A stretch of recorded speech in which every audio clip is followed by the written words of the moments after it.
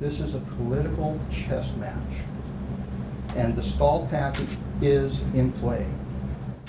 Political chess match over what has grown into the state's largest homeless camp. And today, Sheriff Ozzie Knezovich announces his next move. He says he is clearing out the camp at I-90 in Freya by mid-October. Good afternoon, everyone. Thank you for joining us here for KREM 2 News First at 4. I'm Whitney Ward. The Spokane County Sheriff today said the city of Spokane and the state are not fulfilling their duty to clear out that homeless camp near I-90, so he plans to do it himself. In a press conference this afternoon, Sheriff Ozzie Knezovich outlined more details on exactly how he plans to do this. KREM 2's Amanda Rowley is joining us here now to explain the takeaways from his plan. Amanda? Hi, Whitney. Sheriff Ozzie Knezovich believes the homeless camp near I-90 has disturbed the peace in the East Central neighborhood for far too long. So now he's proclaimed himself as the voice and protector of that neighborhood and all of Spokane. Now, he says Camp Hope started as a protest and continues as a protest, which is why he plans to declare the camp as an unlawful assembly and use abatement laws to clear it out. The sheriff says clearing out the camp would involve arrests for those who do not want to go.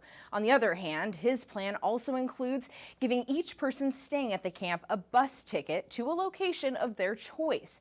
Now, when I asked about those bus tickets and how they would be funded, the sheriff says he'll send the bill to the Department of Commerce. Well, there's $25 million that Lisa Brown has at her disposal, and I'm going to ask Lisa for the $25 million to help resolve her mess.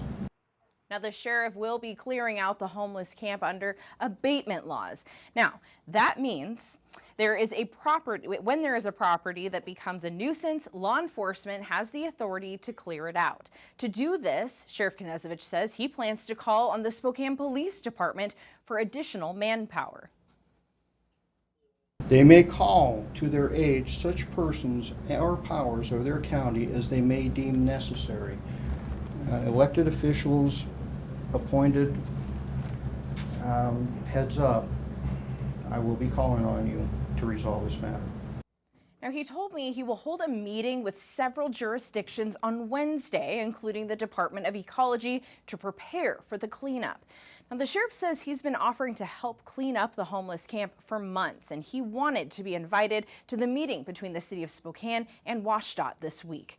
Reporting in the newsroom, Amanda Rowley, KREM 2 News. All right, Amanda, thank you very much. And immediately after the press conference, our team here at KREM 2 started reaching out to the city, the county, and state leaders for a response to some of his claims. And we are still working to get some of those answers. We'll bring those to you throughout this evening. In the meantime, we want to start with the Department of Commerce, which has been working with city leaders since May on additional funding to help pay for housing solutions. During the sheriff's press conference, he did call out the Director of Commerce, as you just heard, Lisa Brown, saying that Camp Hope is the state's problem. He even called it her problem.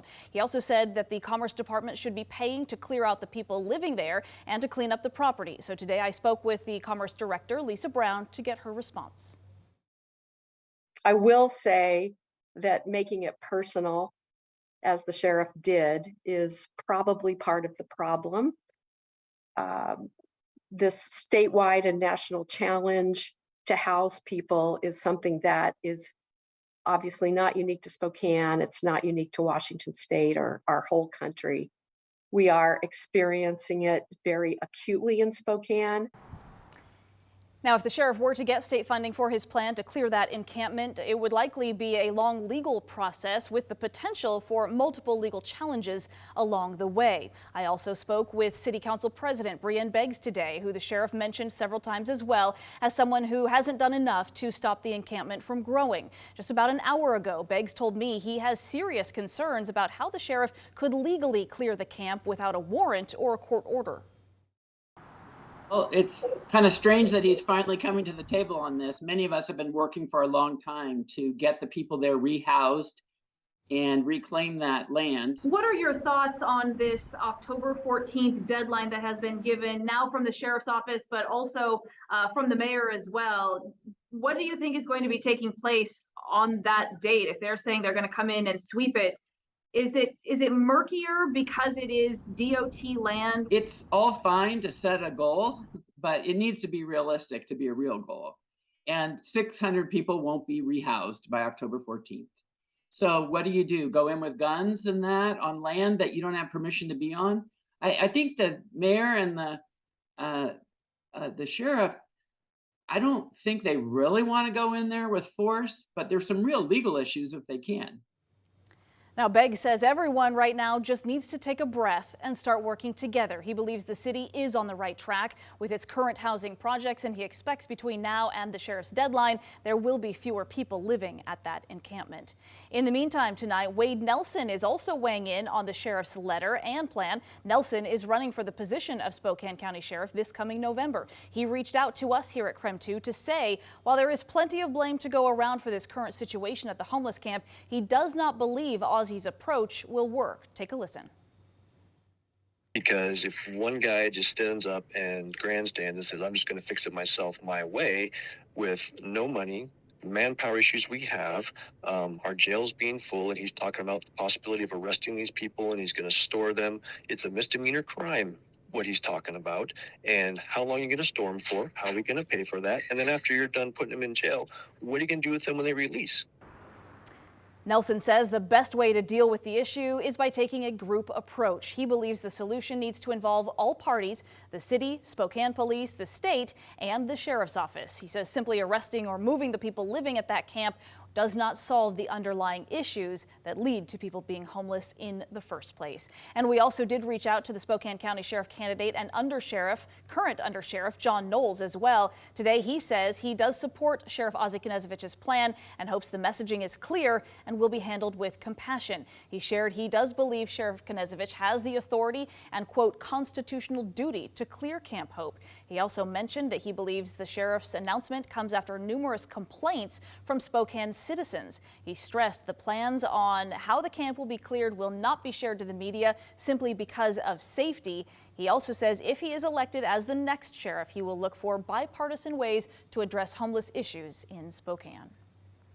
And for Sheriff Knezevich's full interview today, or to read more on the reactions to it, you can always just go to our website right now at krem.com. We want to switch gears now, take a pause on those headlines and turn our attention to weather. It's Friday. It's a beautiful Friday. It is a fall Friday. In fact, it's our first Friday of fall. That's kind of a tongue twister, but it's actually feeling a little bit like summer out there. Yeah, it's going to feel a lot more like summer next week. I still can't quite wrap my head around some of the temperatures on the way, but right now we sit at 68 degrees, believe it or not. It feels very warm here, but we likely top out here within a couple of degrees of where we currently sit. Air quality currently sits at good and likely stays that way, even with a slight haze as we wake up tomorrow. We're going to get a little bit of wildfire smoke, but not enough to really degrade our air quality. We have a ridge of high pressure building in. You can kind of see it off to the north. I tried drawing it on here.